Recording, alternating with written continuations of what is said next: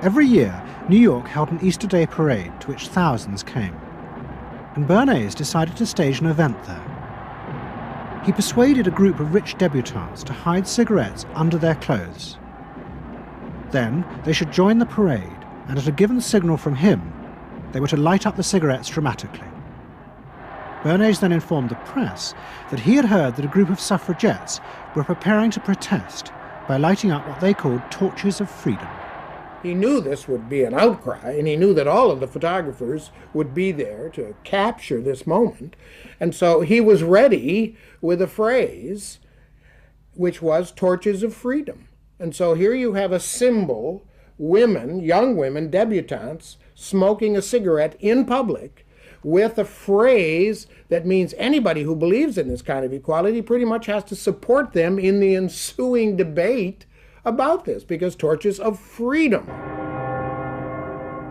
I mean, what's on all American coins? It's liberty. She's holding up the torch, you see? And so all of this is there together. There's emotion, there's memory, there's a rational phrase, even though it's using a lot of emotional elements. It's a phrase that works in a rational sense.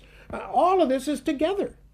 And so the next day, this was not just in all of the New York papers, it was across the United States and around the world. And from that point forward, the sale of cigarettes to women began to rise. He had made them socially acceptable with a single symbolic act.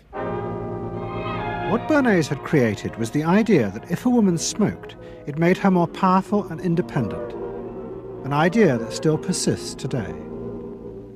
Embrace me, my sweet embrace. It made him realize that it was possible to persuade people to behave irrationally if you link products to their emotional desires and feelings. The idea that smoking actually made women freer was completely irrational, but it made them feel more independent. It meant that irrelevant objects could become powerful emotional symbols of how you wanted to be seen by others.